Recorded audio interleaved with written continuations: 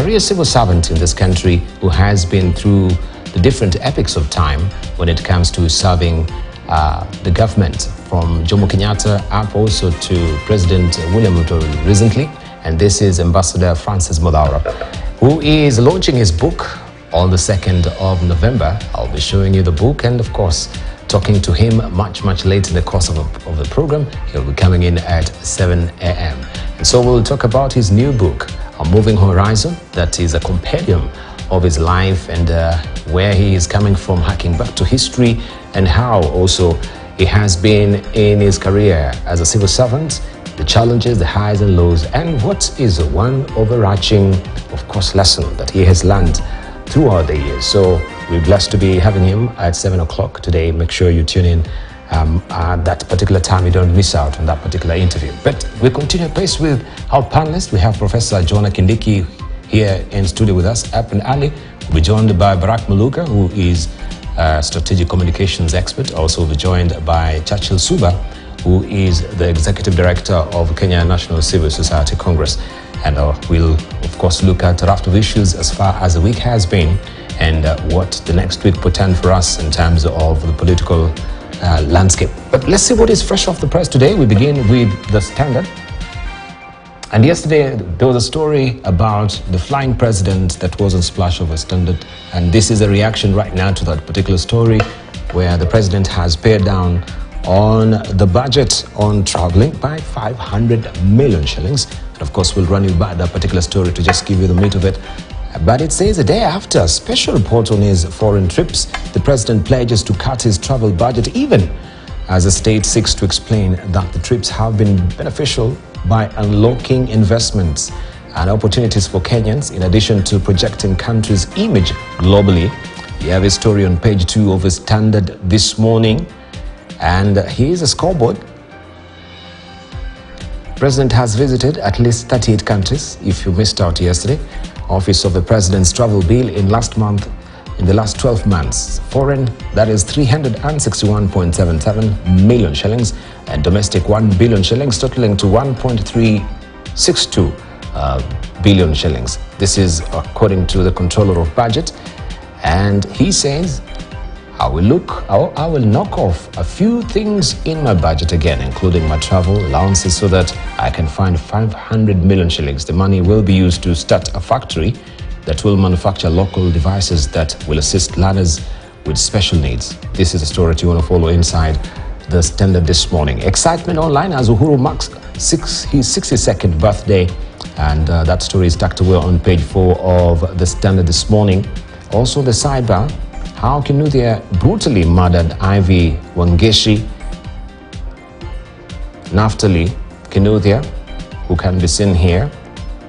It says, who was convicted of murdering medical students Ivy Wangeshi in September 2019 outside Moi Teaching and Referral Hospital in Eldoret.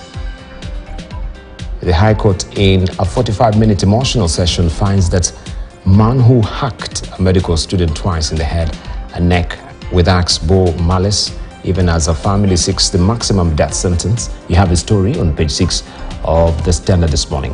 Also looking on top here, farmers reject price of 4,000 shillings per bag of maize. Farmers are rejecting this price of 4,000 shillings per bag of maize. You have a story on page 20 of the Standard. Java to buy coffee from farmers. Good news for farmers as well. Java will be buying your coffee, and that story is tucked away on page 23 of the Standard this morning. Why Red Devils no longer instill fear in City? Manu, they're not instilling any fear in Man City. The story that you want to follow inside the Standard this morning. While this is how it looks, make sure you grab a copy of the bold paper to get all the details there. And we have a Daily Nation, end of free secondary education. And a free secondary education? That is a probing question there on the front page of the Daily Nation. Learners in institutions have only been paying for their lunch meals. And this is what the flag is reading here. End of secondary education. Proposed fee structures are given here, which now is puzzling everyone. Will there be any free education? Crisis under pressure from impatient suppliers. Let me try and zoom in. The government's failure to release free learning cash and the high cost of living. Principals are now seeking a free increase across all categories of secondary schools in a move that will see parents of students in free-day schools dip into their pockets for the first time in 15 years. You have the story on page 4 of the Daily Nation this morning. Also, suspect pleads guilty to killing hospital boss. The prime suspect in the murder of former Nairobi Hospital Finance Director Eric Maigo yesterday pleaded guilty to the charge, sending her lawyer into a panic before the judge deferred the plea, taking to early next month. You have the story on page 2 of the Daily Nation this morning. The voice is the voice you want to actually listen to, or of course not through audibly, but you can actually read about it. Breast cancer, the far we've come. Some of the survivors there are telling the tales on how they've been fighting cancer boldly. Ruto cuts his travel budget. Ruto cuts his travel budget by 500 million shillings. You have the story on page 10 as well of the Daily Nation. Kawira walks a tightrope in Senate. Meru County, Kawira Mungaza Fet now lies with the Senate after the County Assembly answered how on Wednesday. For the second time, Senate Speaker Emerson Kingi is expected to receive resolutions of the County Assembly before close of business today, which is 2 days after the impeachment, as stipulated in the County Government Act. The besieged governor was impeached for the second time within 10 months. This story continues on page 14 of the Daily Nation. Uhuru now seeks to kick Jubilee rebels out of committees. Retired President signals purge against party rebels by ordering that they be removed from parliamentary committees just a day after ousting nominated MP Sabina Chege as the National Assembly Deputy Minority Whip. You can follow the story on page 6 of today's Daily Nation. Let's continue at pace and we see what we have on top here as a flagger. There's no flagger today, so not really the flagger but the teaser. But we can go full steam ahead and see what we have on the front page of the Star, where Azimio outrage over Sabina's new Jubilee job is a splash. Azimio demands Speaker rescind recognition faction. You have the story on page 4 and 5 of the Star this morning. And also, boyfriend killed medical student Ongeshi. That is been determined there. You can follow the story on page 2 of the Star this morning. Ruto opens Center for Physically Challenged. And you can see him here in the hospitals or the center there, trying to console one of the victims there. This is President William Ruto, who commissioned the National Psycho-Educational Assessment and Research Center in Kasarani. And also we can see Gatundu South traders and residents celebrating former President Uhuru Kenyatta's 62nd birthday. And that is the story that you can follow also inside the Star this morning. Poor women waste 9 months before cancer treatment. That is according to a new study there. A poor woman with breast cancer takes 9 months from noticing symptoms to the time she gets the initial intervention, according to an analysis of patients' records at the Kenyatta National Hospital. Some 3 months are lost in cheap clinics that often misdiagnose symptoms, but most of the times is wasted when the woman arrives at Kenyatta National Hospital. You have Siasa Pull-Out Magazine outsmarted. That is the main headline there. Fresh coastal unity drives present headache for Raila. You have a story on page 2 and 3 of the Star this morning. What is on People Daily? Ruling on Sabina sparks protest. That is a splash. Row over Jubilee Party. As Mayor Apin as Speaker directs that nominated MP takes up role as party whip, move likely to rock bipartisan talks. Kioni warns MPs who fail to follow party line will be removed from House teams. And you have a story on page 4 of the People Daily this morning. Let's see what we have on top here. What Messi's 3 billion shillings pay can do in Kenya. Right, this is what he earns. And now they're trying to compare what that can do for Kenya. Yeah, that story continuing inside the People Daily, right? And I wonder, Prof, what you think if you're earning 3 billion shillings, even if It's a year, Professor John Kindiki. 3 billion shillings. Barack Muluka, 3 billion shillings. What can you do for Kenya? This is what the People Daily is asking there. This is what Messi earns, right? Talk about talent and how it can pay. Yeah. Talk about talent. Yes, and that's why we should allow our children to develop what is best in them. Sometimes when you have certain talent, certain inclination, you find parents, guardians telling you that's the wrong avenue. Don't go there. Don't go there. Stick to this path. I think there's such a thing as a natural inclination, natural bend for certain things. And one should be allowed to develop them. You know, most people also, they always say train a child in a particular way, and that when he grows up, he will not depart from those ways. Yes. Many people normally take it to be the disciplining of the child. But there's discipline. Yes, discipline basically means making the correct choices to do the right things at the right time for the right reasons. And you can show a child the path to correct decisions for the right reasons without using the stick, without going corporal. And as you train them, you can also develop that which is best in them without saying that you must fulfill in yourself through your children those things that you didn't do yourself. So you want to live your dreams through your children. Yes. Professor Kindiki, the people in academia, so much premium is being paid also on talent right now. But it seems universities are not prepared for that. So we have CBC, then we'll have a chalk bottleneck there, chopped one. When it comes to university, they're not really in tandem. No, and even when you're talking about just the whole academia, there seems to be much confusion, even whether it is free, as we can see it in the dailies as well. With the university funding model, it's a hodgepodge of so many things. Yeah, it is, but I think as you put it, you can't separate talents, discipline, and all that surrounds what brings up a child. So you find that what CBC is emphasizing is we should tap the talents and not waste the talents of children. So many children, when they are not guided, they just do things that they think they are right and they don't have somebody to guide them. So you find that a lot of talents are wasted. So children don't take the right approach, and therefore as they grow to mature and become young adults and become adults, maybe somebody somewhere did not guide them to choose the right talent. But going forward, if CBC now is emphasizing on how we can tap talents of children and also combine with the discipline, because they go together. You cannot develop a talent if you have not, focused on discipline. For example, you want to become a footballer. You need to start early, and we train children the basics of becoming an expert in football, and therefore that starts early.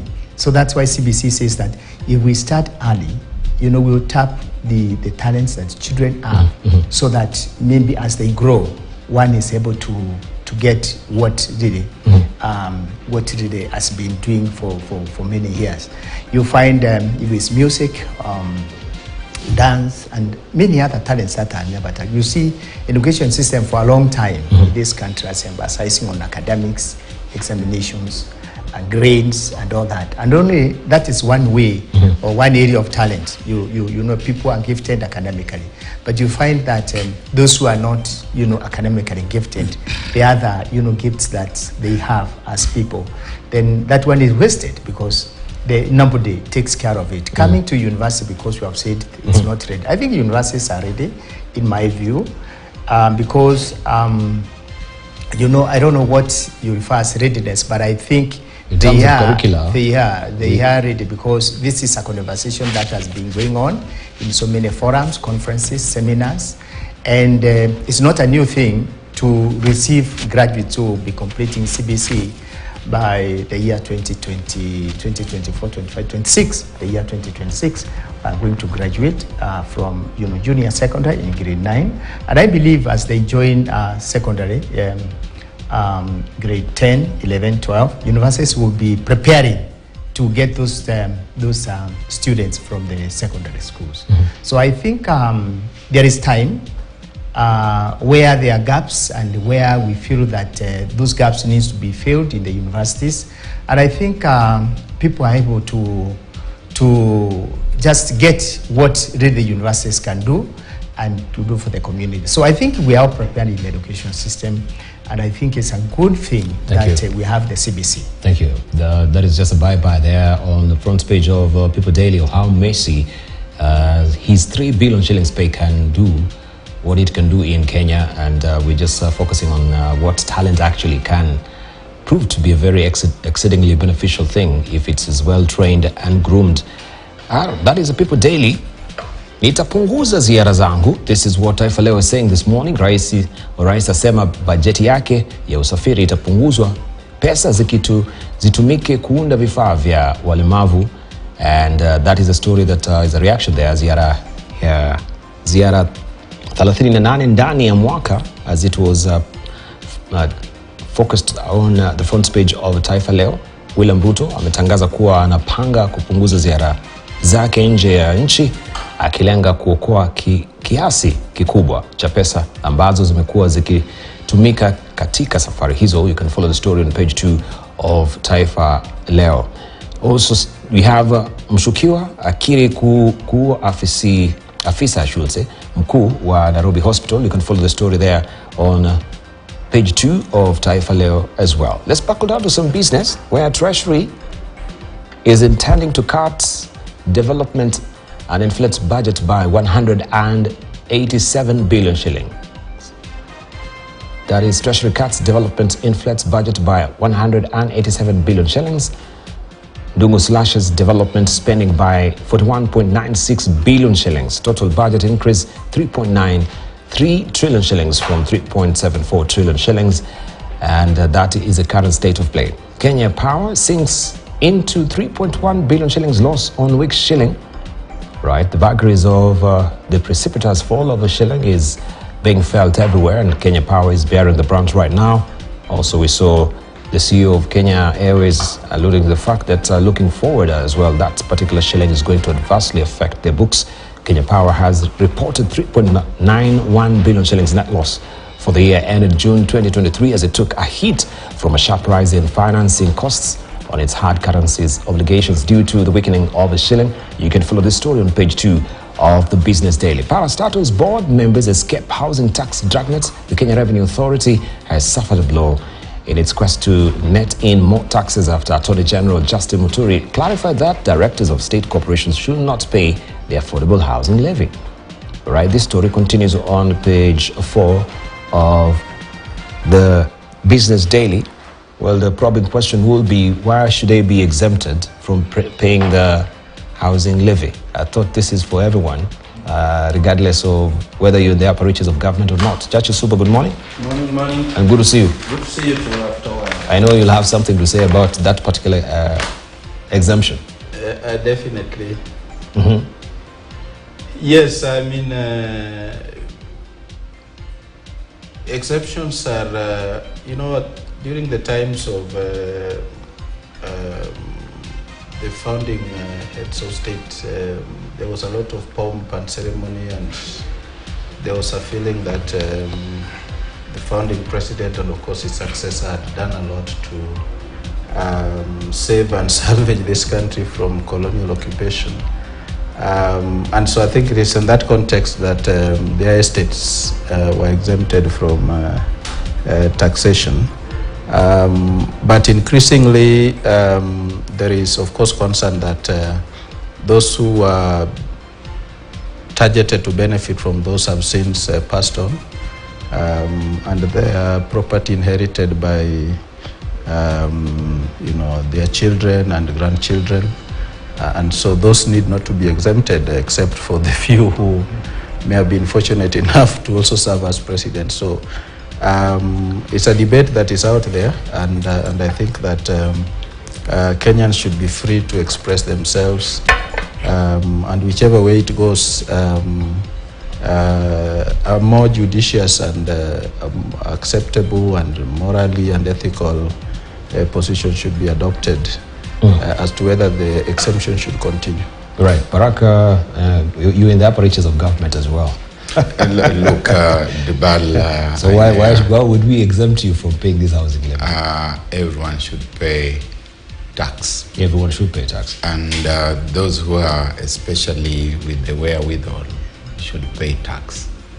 And when you find that you are exempting from taxation those who control the mass of the resources within the polity, you are basically starving the national exchequer, because you cannot tax poverty.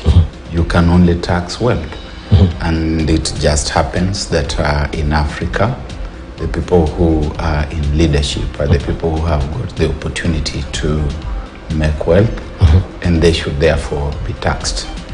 Elsewhere, you have had people like we saw Chancellor, the German Chancellor Merkel, who recently finished her tour of duty as head of government, lived a normal, ordinary life, did not make any wealth that you can talk about. Now, that is the kind of person we should be talking about. But if you're talking about individuals and families, which almost everything you point at is theirs, and that is the economy. If you can't tax them, then you have nothing to run the country, to run the economy. Indeed. All right, and that is the story that you want to follow there on page 4. According to Dr. Barak, everyone should pay taxes. There shouldn't be any exemption to any person also in government as far as paying taxes is concerned. Absa eyes 120 billion shillings green lending is all about sustainability and the ESG. The Tier 1 lender has stated its green lending book at 60 billion shillings, I should say, which includes 1.5 billion shillings for climate-smart agriculture, also 25 billion shillings for climate finance, and 15.2 billion shillings disbursed through Timiza to support financially excluded groups. CBK reveals 109 billion shillings bank's exposure to larger borrower, and that is what we have on the ticker there. You can read the rest of the details inside the Business Daily. China Daily. As CEO countries urge to forge closer bonds. That is what it says here. Premier emphasizes the need for nations to safeguard regional security, step up recovery. And this is a story that you can follow inside the China Daily. Shenzhou, that is number 12, that is 10, 5, that is Shenzhou 7. Astronauts join peers in Tiangong. You can follow the story inside the China Daily. The new Breeds Out Belt and Roads Initiative face set to boost Macau's international role. You can read all about it also inside the China Daily as well. And this is the letters that you have inside the East African. In SGRS, she gives Addis their attention. You can read all about it also in the East African. Ruto's plan slowed by failure by his peer or his peers to sign on to the coast-to-coast rail project as China finds Abiy more creditworthy and strategic. That is what East African this week has been holding as a splash. US proposed rules for the Congo mission. Biden pegs resource donation on adoption of regulations against misconduct. That story tucked away on page 6 of East Africa this week. Enjoy as Uganda DRC announced visa waiver plan. That is on page 3 of East African as well. I'll be showing you more of that. All other publications internationally, The Economist, The Newsweek as well, and other publications as we continue pace with the conversation. They'll be running side by side with our conversation here on the split screen. But for now, let's see how the weather will be today.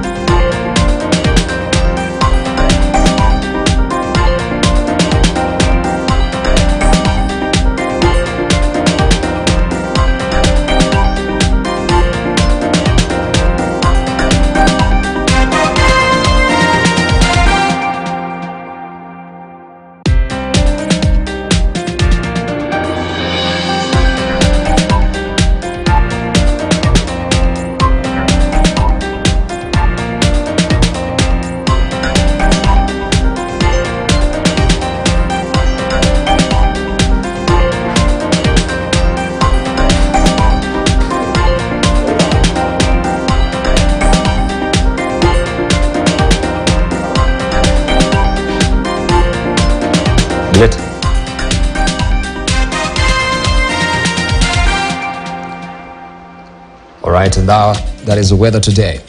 Now, President William Ruto has announced that he will cut down his travel budget by 500 million shillings. Ruto said the funds will instead be channeled to build a manufacturing plant for assistive devices for learners with disabilities. The move by the president comes a day after KTN News highlighted President Ruto's globetrotting that is costing the taxpayer an arm and a leg. Our political affairs reporter Emmanuel To starts us off. Out of the 407 days that President William Ruto has been in office, he has spent 83 of them out of the country, with 38 trips made in the past year in office.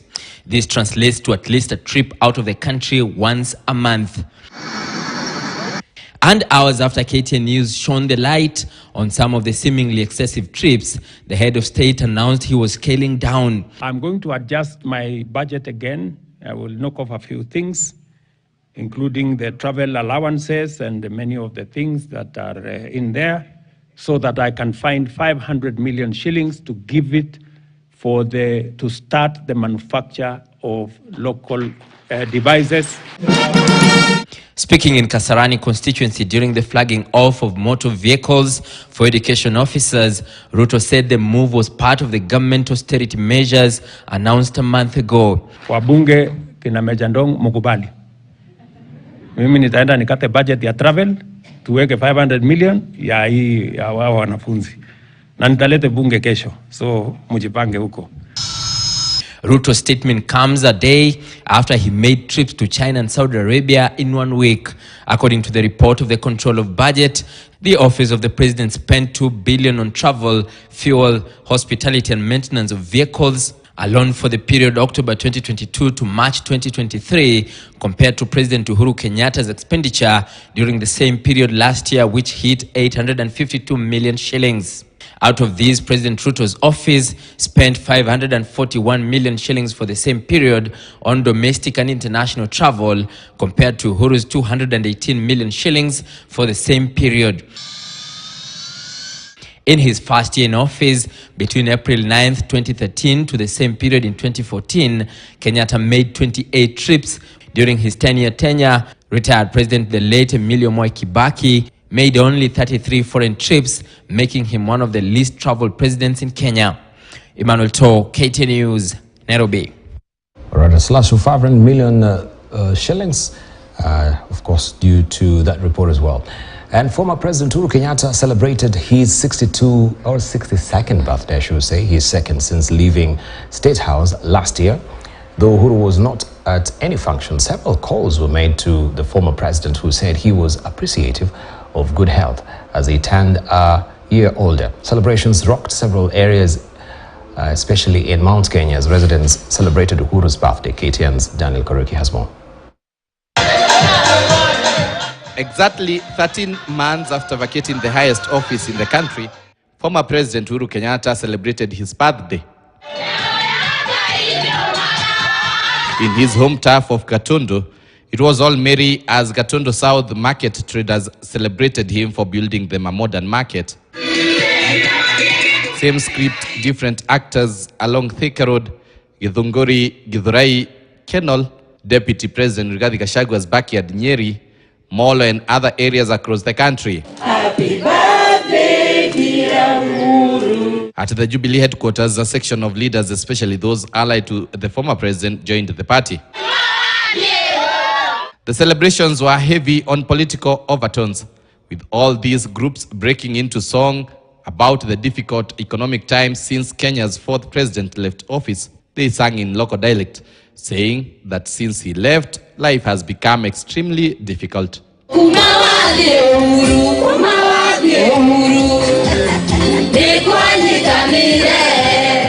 Market traders took advantage of the opportunity to apologize to the former president, claiming they were duped during the last elections. Tunaona tulimkosea juu tulienda na wave. Tulimkosea yenyewe, tunajua alikasirika juu tulimkosea. Sasa tunaomba atusamehe ili tuende pamoja. Kama tunataka kushikana, turudiane pamoja. Uhuru Muigai Kenyatta arudi nyumbani kama Mkikuyu, au Deputy President arudi, wabunge wote warudi pamoja, tuongee kwa sauti moja. Though the former president was nowhere to be seen in any of the celebrations, the man of the moment, via phone call, thanked God for good health. Asante sana, mimi nawashukuru sana. Nimesema asante kabisa. Hata sasa ndiye anashikilia uongozi wa chama chetu cha Jubilee. Tunaungana na yeye katika hii wakati, tukimshukuru Mwenyezi Mungu kwa miaka yote amempatia na ujasiri. In another heartily conversation with Kameme FM presenter Muthoni Wakirumba, the former president said he was grateful to be turning a year older. Uhuru jokingly dismissed question regarding how old he was turning. Miaka wahingia igana to ndiraigua ni urarenga uguo.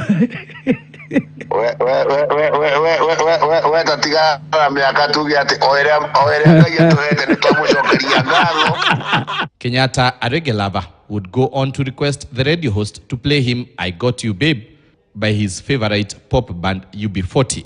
I got you, babe. I got you, baby. Ooh. I got you, baby. In all the celebrations, cakes branded with Uhuru's pictures and names formed part of the celebrations.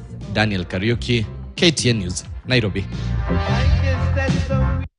Belated birthday for the former president. Now, hawkers in Nairobi woke up to a rude shock on Thursday as county askaris detected the directive by Nairobi Governor John Sakaja. Hawkers who have termed Sakaja's directive as punitive now want the governors to rescind his decision and allow them back into the CBD. Our reporter Brenda Zeda Radido should say with that report. Thursday morning in the Nairobi Central Business District. Those ease of movement of people without the usual interruption of hawkers. This is after Nairobi Governor Johnson Sakaja's directive banning hawking within the CBD but allowing the trade from 4 to 10 p.m. in downtown Nairobi.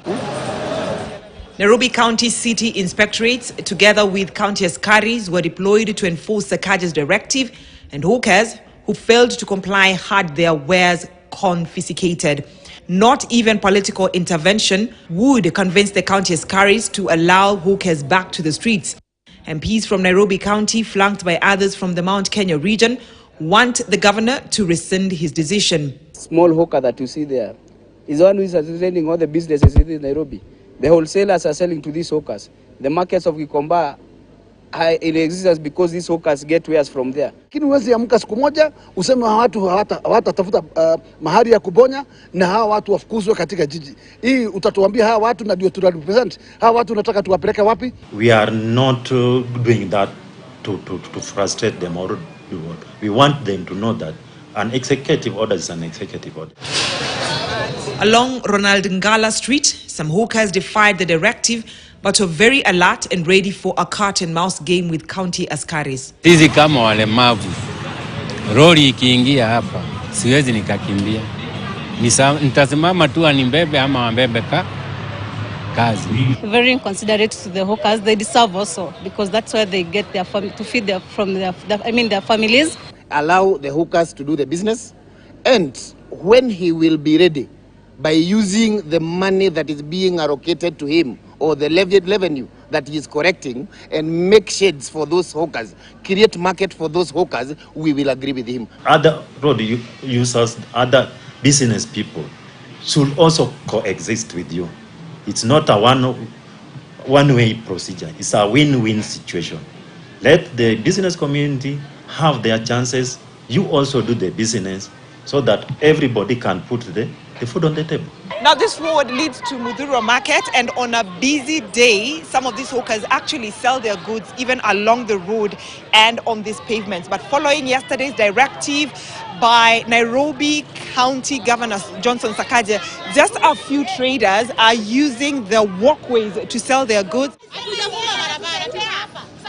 Here, hawkers opposed to the new directives raised concern about the new changes. Kama anaona tunafunga barabara, si atutenge mahali basi tuende tuwapitie watu waambie mahali wanaenda. Na wamama wataenda wapi? Hii kazi si ati tulisomea, ni shida inafanya tukae kwa barabara. Kwa hivyo achana na sisi tufanye kazi ama tuonyeshe mahali tunastahili kwenda. Sakaja's directive received praise and criticism in equal measure, even as Nairobi County Director Inspectorate Benjamin Omondi warned hawkers against defying the directive.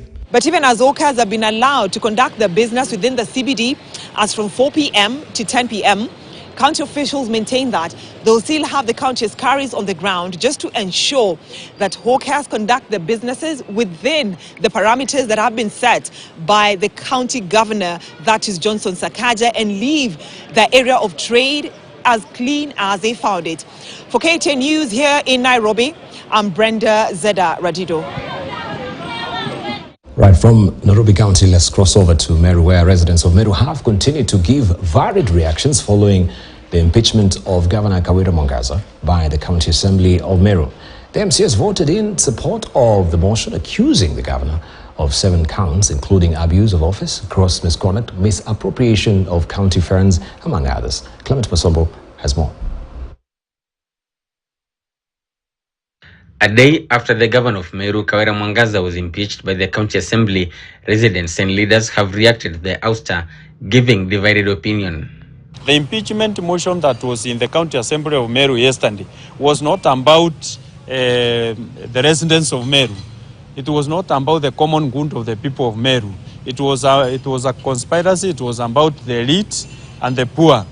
When we elected Kawira Mwangaza, we knew she was a woman. Wanatetea Kawira kama nani? Kwa sababu hawa si wa Meru. Hawajapiga kura hapa Meru. Hawaishi Meru. Hawajui shinda ambazo tunazipata hapa Meru. Members of the county assembly are confident that the Senate will rule in their favor this time round. Let them not take signs until they hear the charges and they see the evidence and the laws that Governor Kawira has contravened. Then they can take charges. But I'm very confident that this time round, Governor Kawira Mwangaza will leave the helm of the position of governor in Meru. But according to political analyst Kinoti Marete, Governor Mwangaza's troubles are self-inflicted and she had time to settle the differences between her and the MCAs. Basically, it is something that she's brought to herself, because the initial time when she was impeached, she had all the opportunity to be a different person, to do things differently, because she had guidelines and like snippets of exactly what is expected of her character-wise and what is expected of her professional-wise. We expect the Speaker of the Senate to summon or to order a special sitting, or maybe there are normal sittings. During the normal sittings, the Speaker of the Senate will communicate to the Senate, and then the Senate will decide if they will hear or they will listen to the charges, either in a special committee, through a special committee, or in a plenary. In December 2022, Mwangaza survived an impeachment after the Boni Halwale-led committee dismissed all allegations raised against the governor by members of the county assembly. Clement Masombo, KTN News. Right, and of course, today those stories have been captured as well by the editorial cartoons, as we can see it in the Daily Nation, regarding the way the president has circled back on his traveling and globe-trotting budget, cutting it by 500 million shillings, and you can see the way Victor has drawn that. All the planes heading every which way. You can see, okay, I will cut my travel budget, and this is all in a bid to secure the budget, or the treasurer's budget, in terms of where it is right now with a bloated expenditure, especially on operational costs, and that is adversely affecting also the economy as it stands right now. And this is what has been captured by Victor. Also, we have the politics of Meru there, and the politics of Jubilee, the way the MCAs have kicked out the Meru governor. Now that is awaiting, of course, the probing of the Senate, and also the circus in the Jubilee party with the deputy whip, and how also Azmir is crying foul on the interference of the speakers, as they're claiming, with this particular deputy minority whip of the Jubilee party. Right. I wonder what Barack Muluka will have to say, especially in the politics of the Jubilee Party, the circus they're in, and what has been happening in the National Assembly? Just briefly. First, you know that political parties in the country are basically shopping baskets for votes, and they tend to outlive their relevance until the next election comes around. But I think we are also seeing that there's the other aspect where they are becoming whips, that those at the top can use them to make you to toe the line if you are serving in any capacity on the basis of the ticket of that party. Jubilee, of course, took its gamble, as all politicians and political parties do during the last general and presidential election. And when the presidential election was won, on the other side, we saw those with eyes cast on opportunities, essentially for themselves, crossing the floor, so to speak. And the ones who remained on the other side have been wrestling also for sustained relevance and leverage. And so the engagement goes on. The bottom line is really that most of the time it's about the people in those offices. It's about the political top brass. If you ask them where the Jubilee membership in its vanguard sits and what its stake on the contestation is, hardly anybody, I think, would tell you that this is what the members of the Jubilee Party are saying, if there are any members, because we know that in political parties across the board, membership is more often a matter of fiction, a matter of contrivance, rather than people voluntarily going out and enlisting in political parties and saying, this is where I belong. Great. And Professor Kindiki? Yeah, I think it's interesting in this country, the political parties, they are just used as means of people getting elected into political positions. And this happens in the campaigns and electioneering processes. And once that one has come to an end, then you find that they technically also start losing power, and the winning party gets a lot of power, and because it's the one running the government. So you find these challenges are there to happen in our political setup, and there's very little that that can be done to save such situations. Looking at our political orientation, you find that in the West, particularly, maybe political parties are so much based on their policies that they embark on. Similarly, even in our situation, we have policies, but sometimes you find that these parties also are so much attached with the leader of the party. And once the leader of the party is no longer maybe functioning politically, they also start dying, and you find they become weak and weaker. And the parties that continue to be vibrant and to be seen as, they are the parties that are active, are the parties with the leader of the party. So in our context, it's very difficult to detach a political party and the political leader, because they become like personal property. And once the leader is not there, the party is also not there. And the people who are surrounding the leadership. So you find that these challenges are there. We have to understand in our context. Yes. And I think that's where at the moment you find issues about Jubilee, about other parties and so forth. It's just because of our political orientation, and that's what we have as a country and as a nation and as people, Africa and Kenya.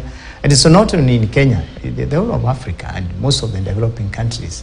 So I think to reach a point, maybe in time, I don't know when, but when people look at the policies of the party and they don't look at the leader and other things.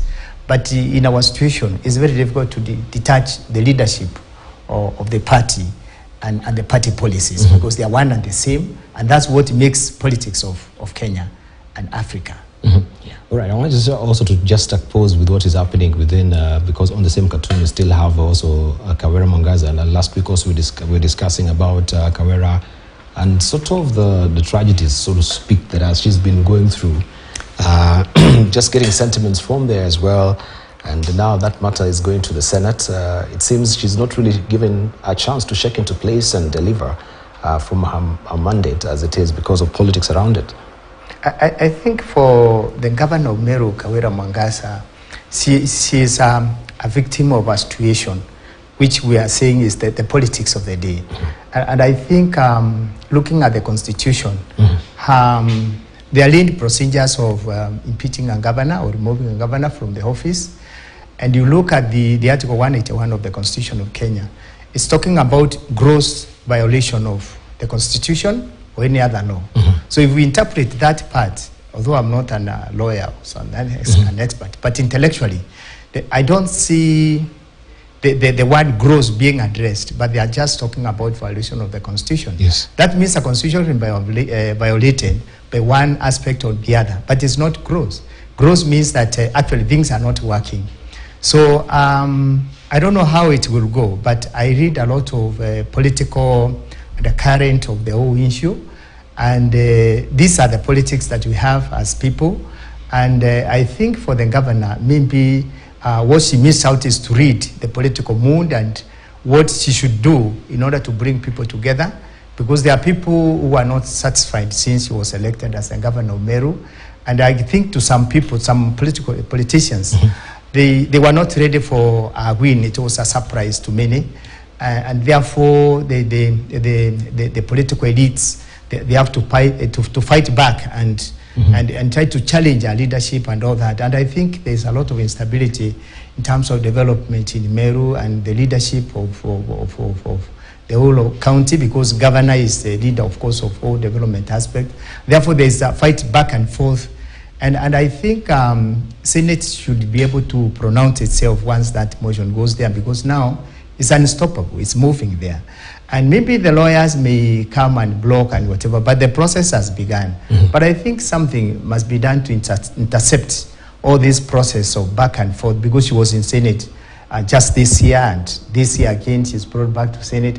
And I think it's not good for the people of Meru. So somebody somewhere, or maybe the institution like Senate, should be able really to see how they can save the situation, because when you are talking of gross violation of the Constitution, really there's some hard evidence on how what this they are talking of the gross Constitution. The other basic fact is being incapacitated to run the county, maybe physically or mentally, but she's fit. She can run the county. But I think the underlying issue is just that our win was a surprise to many, and even maybe to herself, because she didn't know what will happen. Because when you go to politics, you cannot really determine exactly what will happen. So, and I think the people of Meru the leaders should come together and see how the situation can be solved. Because if we expect the National Senate and other bodies to come to solve the problems of Meru, it will be a bit difficult, because they are receiving information from the county. And I think it's the high time. So they just go with the information. Yeah, the information from the county. And some of it may be true, and it's not true. And they listen. It's just like drama in the theater. And people are acting, and you don't know why they're acting like this. Some of the information will be true, others is not true. But I haven't seen any forum in Meru of leaders in Meru to come together and address the issue in a sober mood, other than making political statements from different standpoints. And people, they have divided minds in the way to run the county. And I think it's no issue with the political elite of Meru. I don't think whether it's the National Senate or any other organization, but I think there will be a solution, going forward for the people of Meru and the governor of Meru, so that issue can be sorted out once and for all, so that people can move forward and do development. Because I can see very little development happening when people are fighting. And it's really not Kawira as the governor of Meru, but also the people of Meru are suffering because they are watching what is going on, and some of the voters don't even, some of them don't understand because it's not within their realm. But who is complaining? The voters are not complaining. You have seen the clips there. Some are supporting, others are not supporting. So if then we go to election, the same will be deprecated. There are those who will support and others will not support. And will not be surprised to see her being elected, or somebody of a choice being elected. And then, because people are divided. Kawira has friends, and those who are opposing him have also friends. They have voters both ways. And therefore, maybe our camp may also win again. And I don't know what they will do, whether they will start another process of impeaching the governor of Meru. And I think the whole challenge is the leadership, the political leadership of Meru. I think the leaders are there. They should come, sit down and listen to the grievances of the people. Of course, both sides have reasons why they are bringing these issues. And then they come on the table and they discuss issues so that they finish. And they iron out these challenges so that as they move to Senate, people in Meru maybe have agreed. But now when they are divided like that, Senate may even not offer the best solution as they think, whichever way it goes. So I think for the people of Meru and for the sake of development and the voters, I think they should be given a priority, because you have seen very poor people there, complaining that we don't have water, we don't have schools, we don't have roads, we don't have peace. And this is what people want.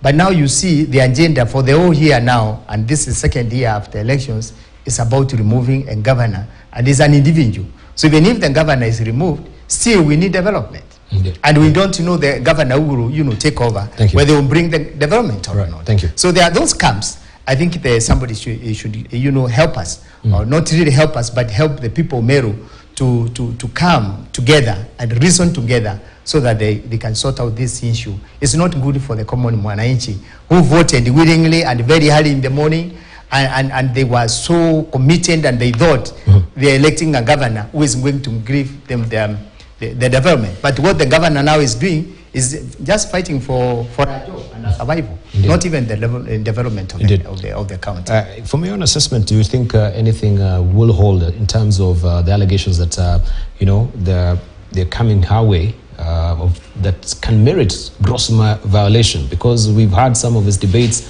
and we wonder what will really stick as a gross violation. Very briefly, Judge Usupa. Yes, I think the court of public opinion, quite often, and of course the professor says we leave it to the people of Meru. The county government of Meru is accountable to the entire republic.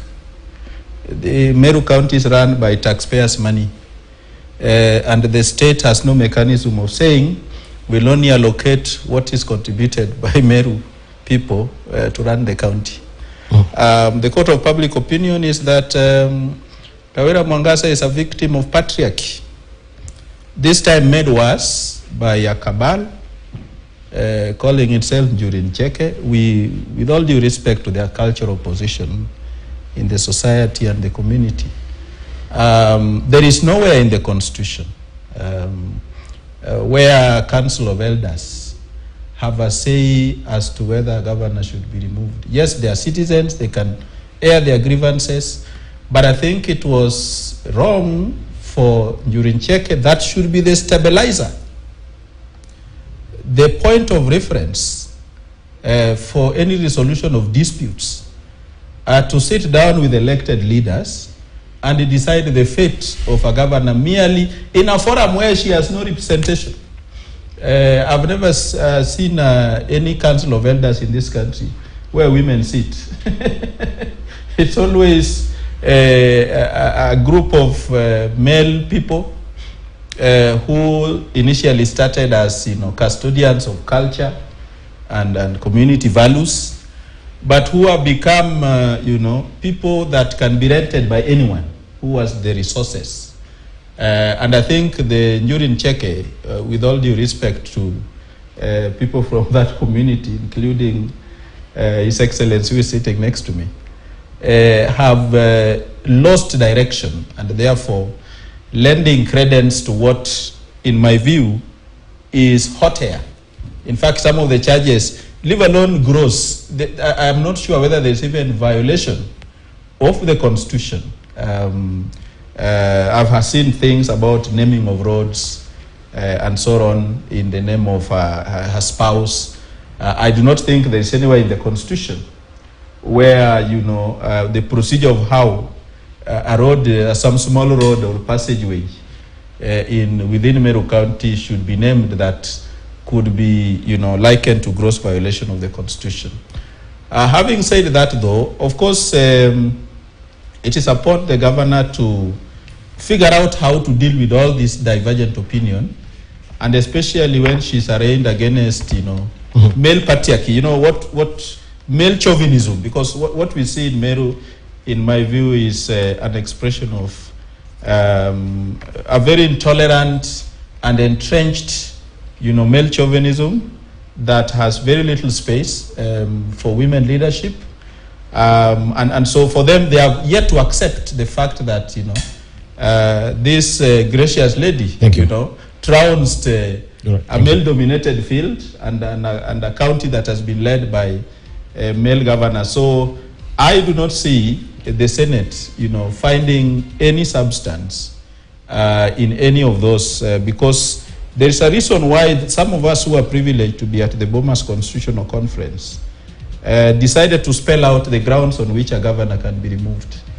And when we sat at the Bomas in 2003, 2004, we said that after people or any segment of the population has gone to vote, the process of removing somebody so elected through such a process, so elaborate process, needs to be entrenched in the Constitution. And I think for the MCS of Meru, not too long ago, they were, you know, full of praise. Remember when the immediate former CS for Trade went to launch, you know, the industrial, you know, park.